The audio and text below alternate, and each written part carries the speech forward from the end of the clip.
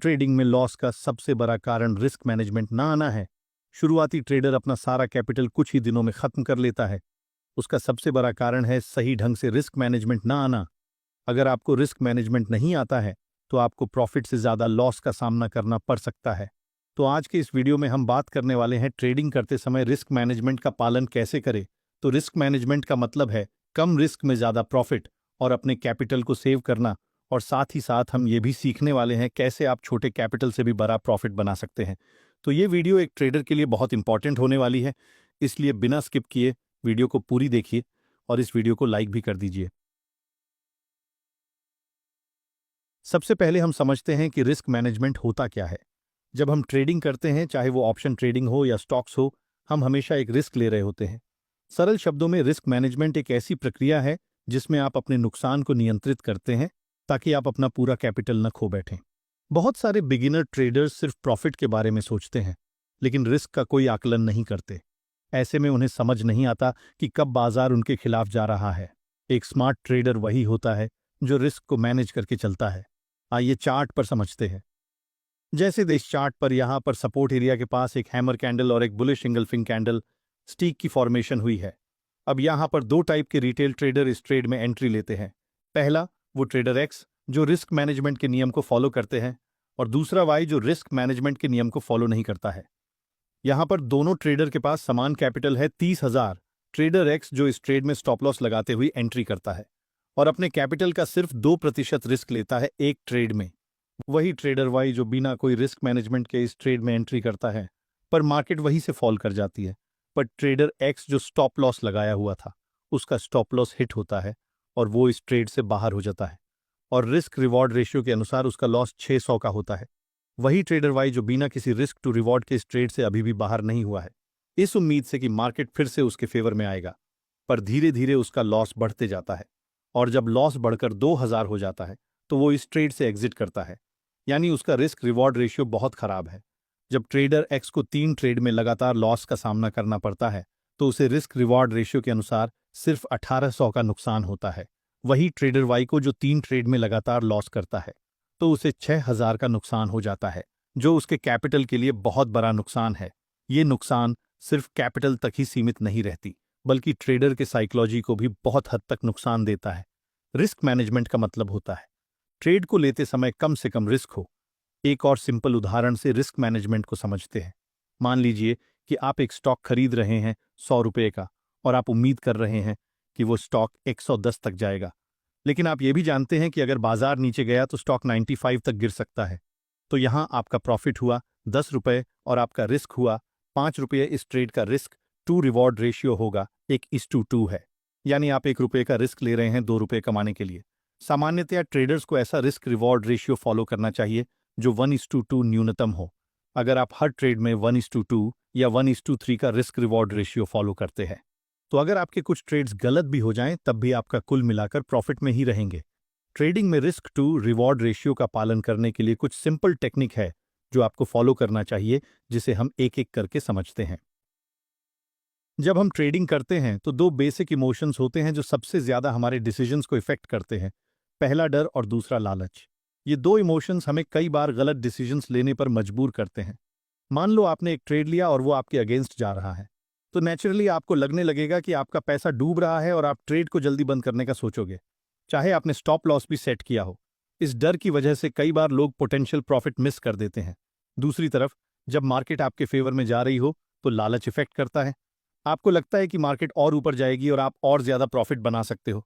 इस लालच में कई बार आप अपना फिक्स्ड प्रॉफिट टारगेट क्रॉस कर देते हो, और जब मार्केट रिवर्स करती है तो जो प्रॉफिट बना था वो भी चले जाता है। रिस्क मैनेजमेंट का फर्स्ट स्टेप यही होता है कि आपको अपने इमोशंस को समझना होगा और इन पे कंट्रोल रखना होगा। Point number 1, you stick to your pre determined risk. Trading में रिस्क मैनेजमेंट का मतलब सिर्फ स्टॉप लॉस लगाना या पोजीशन साइज तय करना नहीं होता। सबसे महत्वपूर्ण होता है कि आपने जो रिस्क पहले से तय किया है उस पर आप टिके रहें। मान लो आपने एक ट्रेड में 1000 रुपये का रिस्क लिया है, तो आपको ये रिस्क स्वीकार करना होगा कि अगर मार्केट आपके खिलाफ जाती है तो आप 1000 रुपये का नुकसान सह सकते हैं।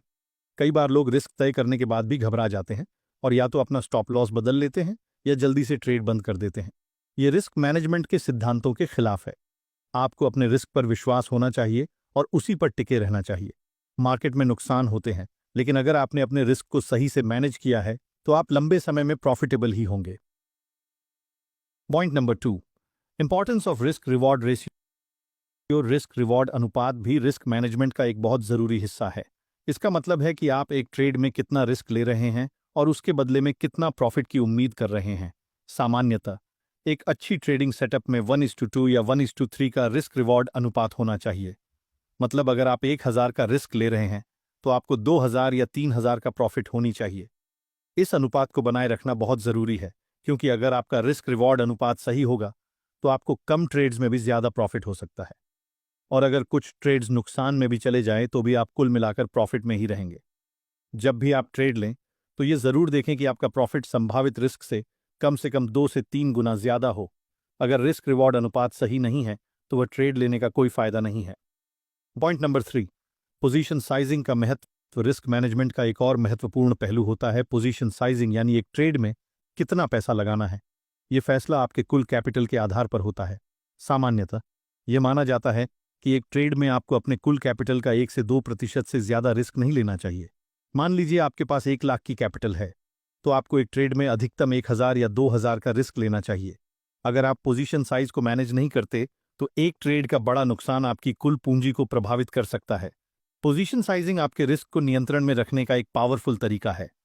अगर आप अपनी कैपिटल का छोटा हिस्सा रिस्क में डालते हो तो नुकसान होने के बाद भी आपके पास भविष्य के ट्रेड्स के लिए पर्याप्त कैपिटल बची रहेगी। Point number 5, role of risk management in long term success. Short term में शायद आप बिना रिस्क मैनेजमेंट के प्रॉफिट बना लेंगे, लेकिन लंबी अवधि में अगर आप सही से रिस्क मैनेजमेंट नहीं कर रहे हैं तो आपको भारी नुकसान उठाने पड़ सकते हैं। रिस्क मैनेजमेंट का मुख्य उद्देश्य यह है कि आपको लंबी अवधि में टिकाऊ बनाना। मार्केट हमेशा अप्रत्याशित होती है, कभी कभी आपको भारी मुनाफे मिलेंगे और कभी कभी नुकसान सहने पड़ेंगे, लेकिन अगर आपने रिस्क को मैनेज करके रखा है तो आप नुकसान को नियंत्रण में रखेंगे और जो मुनाफे आएंगे वे आपको आगे बढ़ने में मदद करेंगे। जो ट्रेडर्स रिस्क मैनेजमेंट को हल्के में लेते हैं वे 1 या 2 बड़े नुकसान के बाद मार्केट से बाहर हो जाते हैं। इसलिए सफल ट्रेडर्स हमेशा रिस्क मैनेजमेंट को अपनी प्राथमिकता बनाकर चलते हैं। Point number 6, consistency and discipline. Risk management का एक और महत्वपूर्ण पहलू है निरंतरता और अनुशासन। आपको अपने ट्रेडिंग प्लान और रणनीति का पालन करना होता है, चाहे मार्केट कैसा भी बर्ताव कर रही हो। कई बार मार्केट आपके खिलाफ जाएगी और आपको लगेगा कि आपको अपने प्लान को बदलना चाहिए, लेकिन यही वह पल होता है जब आपको अनुशासन में रहना होता है। आपको अपने पहले से तय किए गए रिस्क और स्टॉप लॉस पर टिके रहना होता है। कई बार आपको धैर्य रखना पड़ेगा और अपने इमोशंस को काबू में रखना पड़ेगा। जब आप अपने ट्रेडिंग प्लान का लगातार पालन करते हो तभी आप लंबी अवधि में सफलता देख पाते हो। अनुशासन का मतलब है अपने नियमों का पालन करना, चाहे मार्केट कैसी भी हो। यह सिर्फ एक ट्रेड के लिए नहीं बल्कि हर ट्रेड के लिए होना चाहिए। Point number 7, accepting the loss. Risk management का एक बहुत महत्वपूर्ण हिस्सा होता है लॉस को स्वीकार करना। हर ट्रेड सफल नहीं होगा और यह सच्चाई है जो हमेशा याद रखनी चाहिए। हर ट्रेडर को नुकसान उठाने पड़ते हैं, चाहे वह कितना भी अनुभवी क्यों ना हो। महत्वपूर्ण यह है कि आप अपने नुकसान को कैसे संभालते हैं। अगर आप सही से रिस्क मैनेजमेंट का पालन कर रहे हो तो एक ट्रेड का नुकसान आपकी कुल कैपिटल को नुकसान नहीं पहुंचाएगा।